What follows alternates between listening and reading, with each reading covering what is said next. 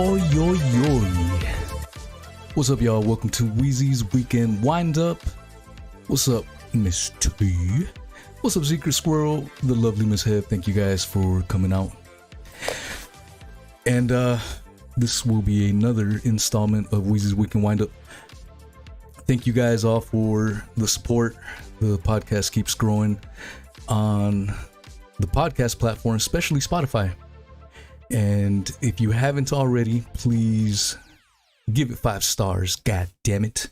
That would behoove me greatly. And just keeps the algorithm going and such.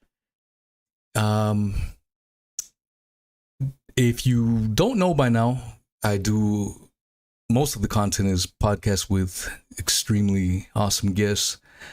So if you haven't done so, please follow on your favorite podcast player or on Rockfin Odyssey, where you can check it out. All right. Let's see. So a lot of stuff has been going on this week.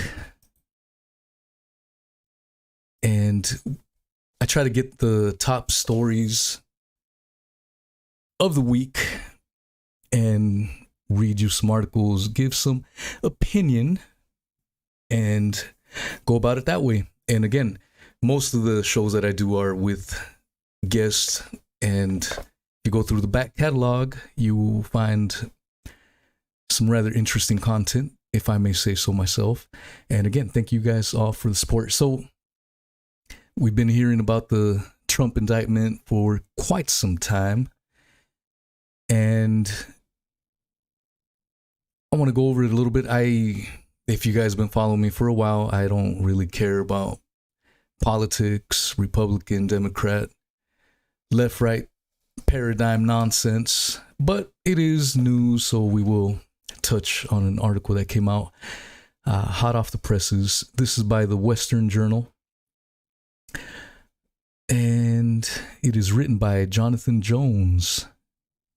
Former top DOJ official spots something on page 3 of Trump indictment that could be grounds for granting a motion to dismiss.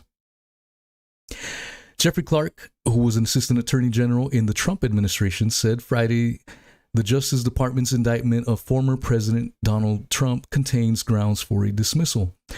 Trump announced on social media Thursday night that he had been informed he had been indicted in special counsel Jack Smith's investigation into his handling of classified documents. On Friday, the full 49-page indictment was unsealed. Trump will be charged with 37 felonies in total. 31 of the charges will be for alleged violations of the Espionage Act regarding a willful retention of classified documents. The former president of leading GOP presidential contender in 2024 has maintained his innocence and will fight the case. The indictment is the culmination of the FBI raid on Trump's private Mar-a-Lago club and residence in Florida on August the 8th. It claims he showed classified documents to multiple people without security clearances on 2 separate occasions in 2021. The Justice Department said both alleged instances occurred at Trump's club in Bedminster, New Jersey. One of those alleged instances was leaked to the media this month. CNN reported June 2nd that federal prosecutors had obtained an audio recording of a summer 2021 meeting in which former President Donald Trump acknowledges he held onto a classified Pentagon document about a potential attack on Iran. Multiple sources told CNN, undercutting his argument that he declassified everything. It remains unknown who the network sources were. Clark took to Twitter on Friday afternoon and said the leak to the media is grounds for Trump to have the case dismissed. I'm beginning to read the indictment against Trump, he said, but even 3 pages in, it's clear that the leaks that preceded the indictment are far too close to what is actually being pleaded by DOJ to be a coincidence. For example, Clark continued, in paragraph 6A on page 3, we hear about the recording of Bedminster call, which the MSNBCs of the world have been beating a dead horse about for quite a while based on such leaks. This means that Trump's lawyers could not possibly be the source of the leak. Ergo, the leaks are coming from DOJ, he said. They must be investigated and punished. Also, this is grounds for granting a motion highlighting jury pool poisoning and dismissing the indictment before it reaches even its 1-month birthday. The former DOJ official concluded, all of this is so outrageous it shocks the conscience. It's fundamentally anti-American.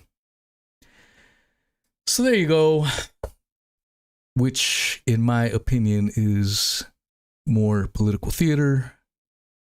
Keep the masses bickering at each other, distracted while other shenanigans happen behind the scenes. That's just my take on it. Some more breaking news. Ted Kaczynski, aka the Unibomber, is no more. It was announced that he died. Causes are still unknown. This article is from The Daily Beast, written by Chris Hippensteel. Unibomber Ted Kaczynski, who killed 3 people and hurt 24 more in a deranged reign of terror that lasted 2 decades, was reportedly found dead in his prison cell on Saturday. A Federal Bureau of Prisons spokesperson confirmed the 81-year-old's death at a medical facility in North Carolina where he was moved in 2021 because of health issues. No cause of death was released. Cheers. Kaczynski was serving 4 life sentences after pleading guilty to 16 bombings between 1978 and 1995 in a twisted one-man rebellion against modern life waged from a mountain shack. So you can see some of the, I would deem, slanderous claims against Ted Kaczynski, and I can touch on it a little bit after we read this article.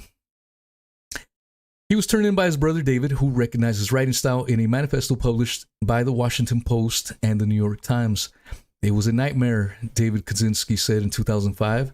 According to the Associated Press, I was literally thinking my brother is a serial killer, the most wanted man in America. So, Ted Kaczynski and his manifesto, I had been hearing more and more people recently bring it up and how he was pretty much ahead of his time, talking about the surveillance state and how extremist leftism would be the demise of the United States. And with all these story hours and people not knowing what is a woman and all these crazy things going on, some have looked at Ted Kaczynski as a man ahead of his time, and pretty strange that he has been found dead. He was 81, so it could have definitely been natural causes, but just thought I'd bring that up since it was a article that many of us had heard something or another about Ted Kaczynski. I think the vast majority of people don't know what even was contained in that manifesto. All you hear are these snippets of the Unibomber, and as you have on the thumbnail, that little sketch, that infamous sketch of him, and as this story wrote, a deranged lunatic, essentially. But nothing is black and white. There's always far more nuance to everything. So next article is regarding Nordstream. I did a podcast. If you go back through my go down the list of my episodes, I read Seymour Hersh's entire Substack on the Nordstream and how he believes it was sabotaged by the good guys, quote unquote. Us, not Russia, but us. And this week we had seen several articles come up pointing fingers towards Ukraine. This article is by Reuters. Let's see, no author on this article. Nord Stream sabotage probe turns to clues inside Poland, Wall Street Journal reports. June 10th. German investigators are examining evidence suggesting a sabotage team used Poland as an operating base to damage the Nordstream pipelines in the Baltic Sea in September. The Wall Street Journal reported on Saturday. The investigators have reconstructed the 2-week voyage of the Andromeda, a 50-foot, 15-meter yacht suspected of being involved in the sabotage of the Nord Streams 1 and 2 pipelines, the newspaper said. The journal cited people familiar with the voyage as indicating the sabotage crew had placed deep-sea explosives on Nord Stream 1 before they set the vessel on a course towards Poland. It added that Germany was trying to match DNA samples found on the vessel to at least one Ukrainian soldier. Germany's Federal Criminal Police Office and Poland's government spokesman did not immediately respond to requests for comment from Reuters, but one senior Polish official suggested the newspaper report was a result of Russian propaganda. How many times do we got to hear that nonsense? Information about Polish or Ukrainian clues in the destruction of Nord Stream 1 and 2, repeated in the media space, is consistently used by the Russian apparatus of influence to create the presumption among the recipients that Warsaw and Kiev were behind this incident. Stanislaw Zarin, deputy of Poland's Minister Coordinator of Special Services, wrote on Twitter. Russia's invasion of Ukraine in February 2022 put Europe's reliance on Russian natural gas in the political spotlight. The destruction of the Nord Stream pipelines hastened the region's switch to other energy suppliers. Nord Streams 1 and 2, each consisting of 2 pipes, were built by Russia's state-controlled Gazprom to pump 110 billion cubic meters of natural gas a year to Germany. The Washington Post reported this week that the U.S. had learned of a Ukrainian plan to attack the pipelines 3 months before they were damaged by the explosions, which occurred in the economic zones of Sweden and Denmark. Both countries said the explosions were deliberate, but have yet to determine who was responsible. German media in March identified the possible involvement of a yacht from a Poland-based company owned by Ukrainian citizens in the attack. Ukrainian President Vladimir Zelensky on Wednesday told German media Ukraine did not attack the pipelines. We got to believe this former actor and a man who plays the piano with his phallus.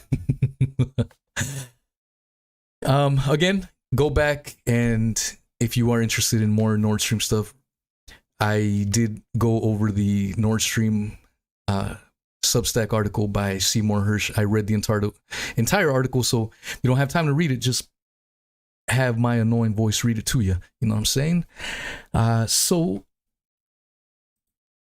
next article, I don't usually do sports, but I thought this article was rather interesting. The PGA and Live Golf recently merged, very, very recently, and there had been controversy because of Saudi involvement. And even 9/11 families were not too happy with this move. And prior to the merger, the other side was talking smack, saying, you guys this is wrong. This is a disgrace to families of 9/11 because of the Saudi involvement. This isn't a conspiracy theory. If you read the 28 pages report, which I mentioned quite a bit, we find out how deeply involved the Saudi regime was in 9/11. Again, not a conspiracy theory. This is a fact. And let's see, which is a reminder. I did an awesome podcast with John Cullen and the ties between the Saudis and the Las Vegas shooting back in October of 2017. If you missed it, definitely check it out. It was truly a great episode. But all right. So this article is from Yahoo by Ryan Young, written on the 7th of June. Jay Monahan struggles to defend hypocrisy claims from 9/11 families after Live Golf merger. I have to own that. The PGA commissioner said he is working to find a way to reward tour players who did not jump to join Live Golf. A lot of people are angry with Jay Monahan this week. The PGA Tour commissioner, just a day after he announced a surprise merger between his league and Live Golf, is well aware that he's taken a hit. He was called a hypocrite to his face in a players' meeting in Toronto on Tuesday. And Rory McIlroy, who has been perhaps the tour's biggest supporter in its battle against Live Golf, said Wednesday morning that he felt like a sacrificial lamb. Most golfers learned of the news alongside everyone else. McIlroy, who is trying to defend his title this week at the RBC Canadian Open, said he received a call just a few hours before the announcement was made. Since then, Monahan has received a lot of criticism, both internally and externally. He held an intense and heated players' meeting at Oakdale Country Club in Toronto on Tuesday afternoon. The 9/11 Families United, an organization of families of September 11 victims, bashed Monahan too. Monahan once invoked the memory of 9/11 terrorist attacks while criticizing Live supporters. Reversing on that moral stance now, the group said, is deeply offensive. Like Bryson DeChambeau did when trying to defend Live Golf's financial backers on CNN on Tuesday night, Monahan struggled to defend his reversal on that front. I think about the fact that I allowed confidentiality to prevail here. And in allowing confidentiality to prevail, I did not communicate to very important constituents, including the families of 9/11. And I regret that. I really do. Monahan said on the Golf Channel on Wednesday. But as we sit here today, I think it's important to reiterate that I feel like the move that we've made and how we move forward is in the best interest of our sport. We've eliminated those fractures, but for any difficulties I've caused on that front, I have to own that as well, and that comes back to communication. As for being called a hypocrite, Monahan is trying to own that too. I understand the criticism I'm receiving around the hypocrisy and me being hypocritical given my commentary and my actions over the last couple of years, he said. As we went forward and reached a compromise, that was obviously one of my greatest considerations. That was one of my great considerations. But any hypocrisy, I have to own, nobody else. That's on me. It shouldn't be directed at the membership. That should be directed at me. As we sit here today, I'm confident that we've done something that's in the best interest of our sport and ultimately in the best interest of PGA Tour members. Monahan, those who stuck with the tour will be rewarded. There are still plenty of details to be figured out about the new golf merger. One of the biggest will be how Live Golf defectors will be welcomed back into the PGA Tour. In McIlroy's eyes, that can't just happen without any punishment. There still has to be consequences to actions, McIlroy said Wednesday. The people that left the PGA Tour irreparably harmed this tour, started litigation against it. We can't just welcome them back in. Like, that's not going to happen, and I think that's one of the things that Jay was trying to get across yesterday. Is like, guys, we're not just going to bring these guys back in and pretend like nothing's happened. That is not going to happen. Blah, blah, blah, blah. Though Monahan doesn't have the answers yet as to what, if any, consequences there will be for Live golfers, he insists that the players who remained with the tour throughout the Live Golf saga will be rewarded. Their loyalty will be rewarded, Monahan said. I'm going to spend every single waking hour as we move forward here. That the players that have created the PGA Tour have created this pro-competitive, legacy-driven juggernaut that have articulated and supported the direction that we are going in. Ultimately, the decision we made, I believe, is going to make it better for all our players. Loyalty, ultimately, as a leader, is something that must be rewarded. How that manifests itself is something I'm going to spend a lot of time working on. And I think when we're having this conversation down the road, that's something I look forward to being more specific about. Whether that can make up for the potentially tens to hundreds of millions of dollars players missed out by avoiding Live Golf remains to be seen. Bill Mickelson, Dustin Johnson, Bryson DeChambeau, and others reportedly received well in excess of $100 million to join LIV. While he knows it's going to take some work, Monahan is at least hopeful he can rebuild his relationship with the players. So enough of that nonsense. Bottom line, money. This is all about money, in case anyone missed that. Screw the 9/11 victims. We're going to sweep the Saudi roll in 9/11 for some dollar bills, y'all. That's what I get from that article. If you don't get that, feel free to comment otherwise, but that's why I read this rare sports article on a weekend windup. Other stuff came out this week as well. And UFOs, whatever. I personally think this whole UFO stuff is a bunch of hogwash, more distractions, just like the political theater going on. But some people, and you may be listening to this, and you may be of this thought process, there are people that think this is really happening, and a lot of quote-unquote evidence is coming out. And as this article states, supposedly there's whistleblowers now, and I'm going to show another article on a Vegas UFO. I'm not trying to crap on if you believe. That's, we're all entitled to what we want to believe in and not. My personal stance is I'm not convinced. The more the government talks about it, the more these news articles come out. I'm like, hell no. I'm not going to fall for no Operation Bluebeam, if you know what I says. All right, this article is from The Guardian. Who is the author? I don't see an author here. Oh, Adam Gabat, something like that. All right, a whistleblower claims the U.S. has alien vehicles, but where's the proof?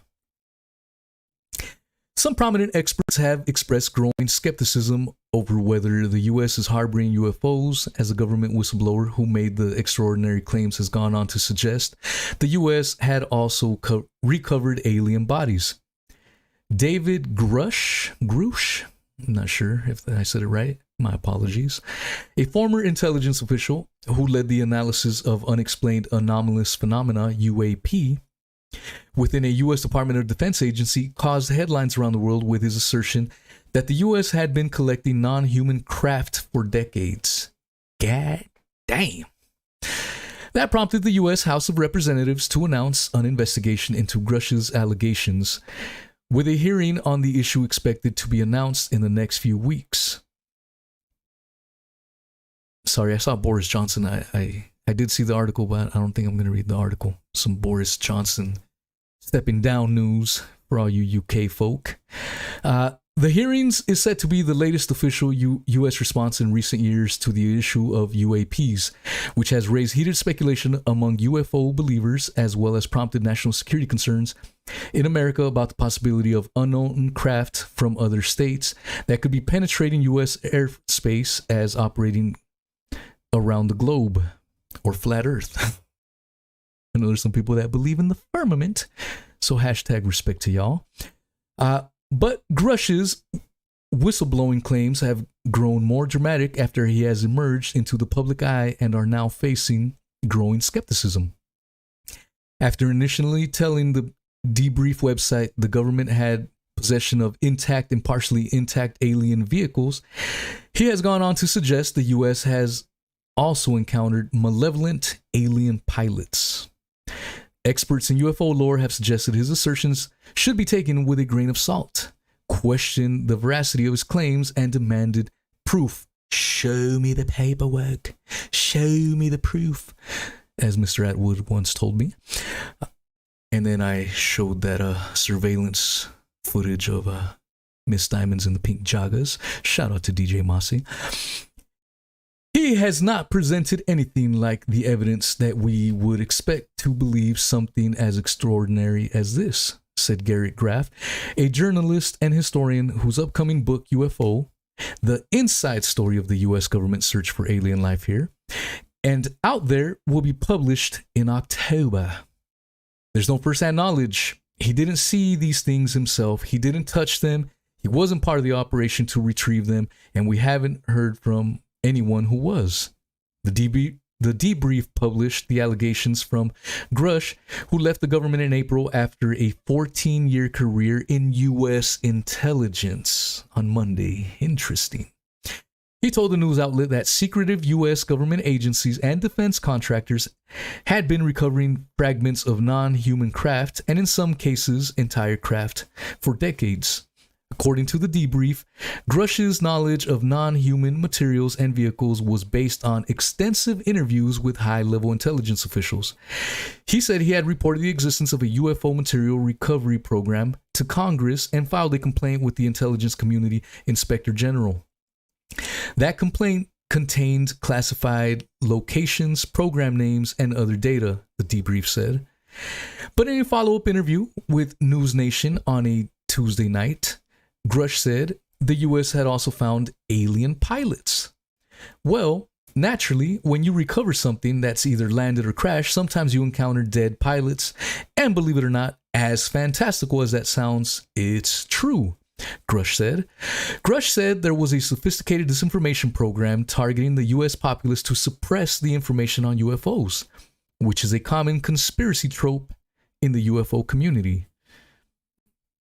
The story aligns with a lot of similar stories that have played out, going back to the 1980s and 1970s, that together allege that the U.S. government has kept an incredible secret, the literal most extraordinary secret that mankind could have, for not just weeks or months, but years and decades, with no meaningful leak or documentary evidence to ever come forward, Graff said.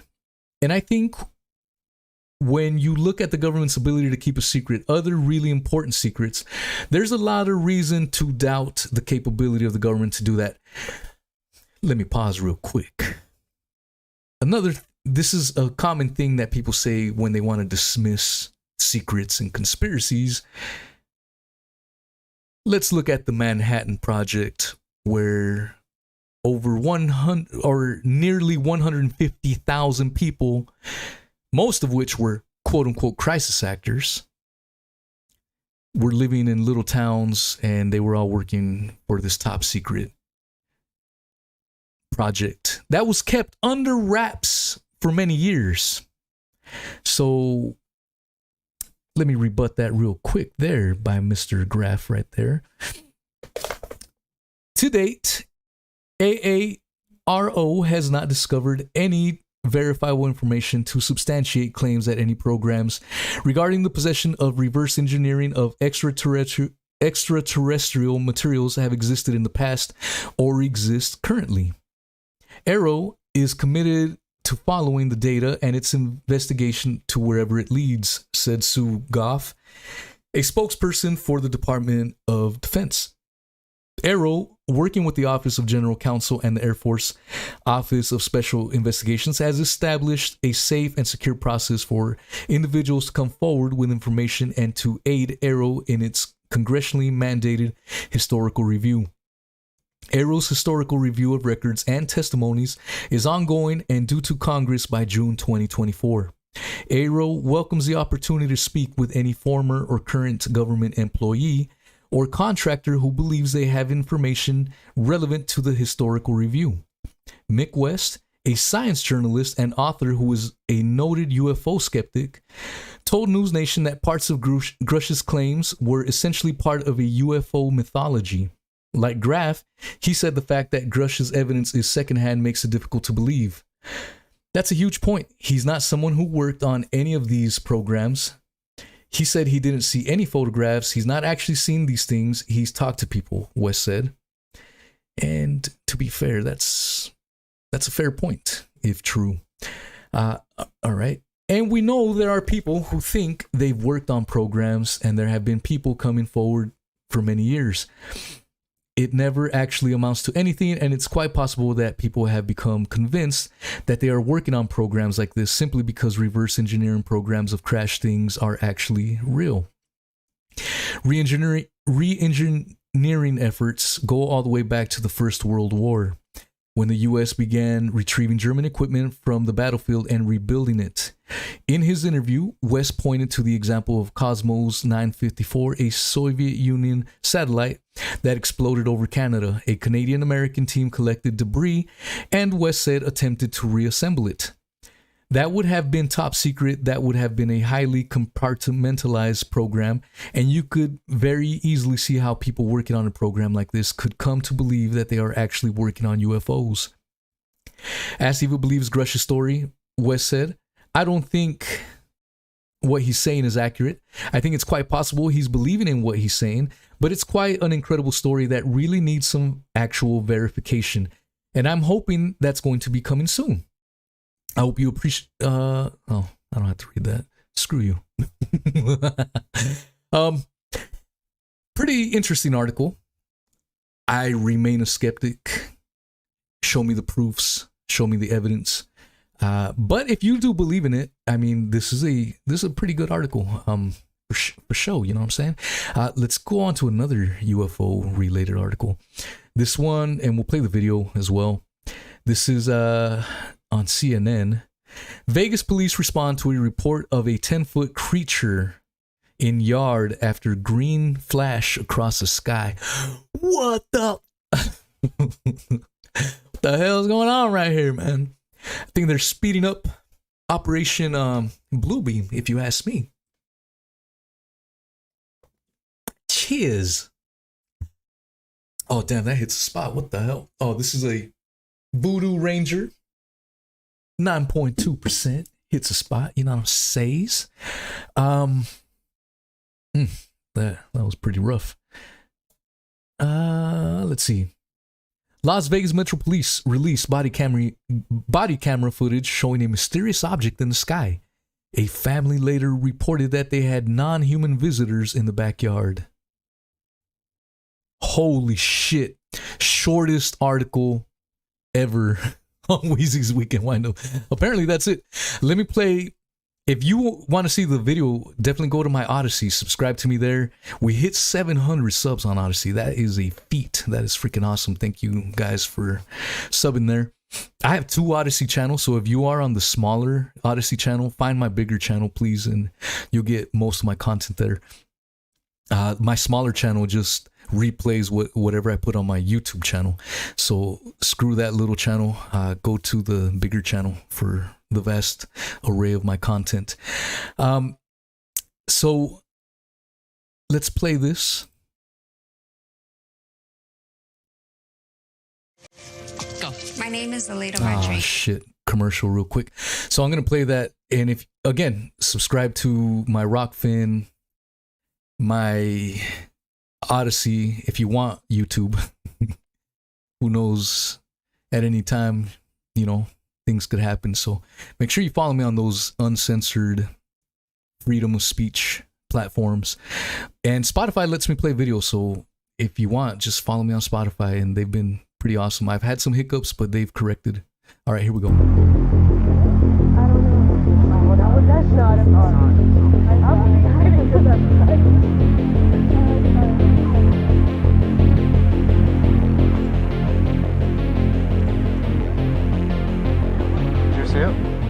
I don't know. I'm so nervous right now.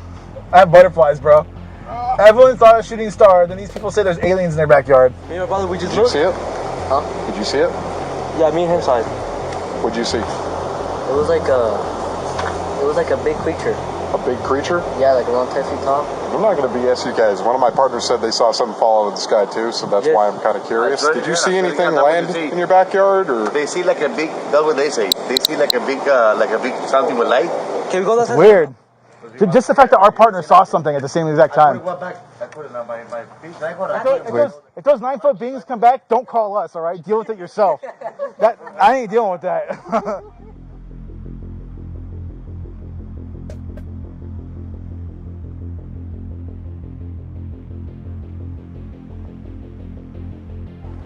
Hey, this might sound like a really dumb question, but did you guys see anything fall out of the sky? Like, if you see any, like, little, well, not little in this case.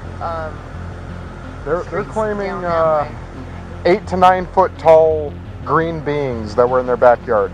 Sounds crazy, but you never know. Let me know what you guys think in the comments. What do you guys think about that video? Are you guys convinced? Like I said, man, whatever you guys want to believe. You guys want to believe in UFOs, you guys want to believe in flat earth. Those are things that I do not personally ascribe, but I'm not going to crap on anyone that does. This is part of being a free speech absolutist, man. Believe your things. Just make your case. But I also have that right to dissect it if need be. But if you are convinced, leave some comments there. Let me know what y'all think. You can leave comments on Spotify as well now, so please do that. And don't forget to review. All right, last article. It's kind of messed up, but it's kind of funny. So this is from Yahoo News, and from Reuters, I'm sorry. Written by, try to give the author credit whenever it's there, but I don't see an author name here. Royal Guards collapse in heat at rehearsal. One guard was escorted off the square while 2 others needed to be carried away on stretchers. The procession at Horse Guards Parade, named Colonel's Review, is the final evaluation before it gets showcased before the king during the trooping of the Kalua, or Color, on June 17. Prince William, who was carrying out the inspection, relayed his appreciation to the participants on Twitter.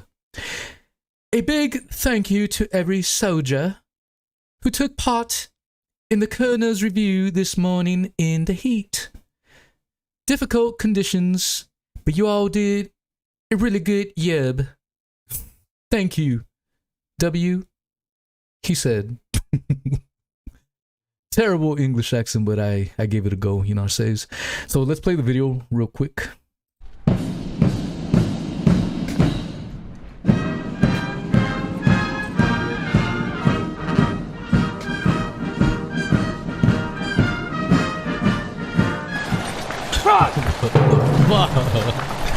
What the hell's going on in the UK, man?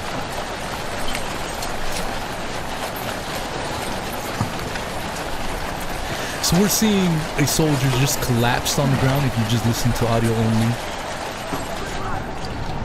And everything is going as normal. No one is flinching. There's a couple people in the stretcher picking a dude up. It's messed up, but it cracks me up how these guys just stay in character, even for a situation like this. I don't understand it. Maybe people in the UK understand this shit. I sure as hell don't. America, you know what I'm saying? So there you go. Again, I'm not laughing at the people that collapsed due to heat exhaustion. It's messed up. Let me get that out the way. What I is laughing about is how homeboys collapsed and everyone stays in character. Like if nothing's going on, nothing to see here, folks. I don't know. Maybe that's just my messed up humor, American humor. But I thought that was a little silly. Thank you guys all, to all 11, 12 people that made it. We got any other news? What's up, Soulways 2021? Who else we got up in here? Any other? Oh, DJ Mossy made it here. I gave you a shout out earlier. Yeah, I hope you caught that. You some bitch. What's up, George O'Brien? Hell yeah. I think that's all the other newcomers. Thank you guys. Always a treat to have you. I know this was last minute, so I didn't have time to. I wasn't even sure if I was going to do one, but definitely interesting events this week. Thank you guys for coming out. Please leave those reviews. Hit those goddamn like buttons, y'all. Much love. And thank you guys all for the exquisite report. Always means the world to me. And all right. Much love, y'all. Wait a minute. All right.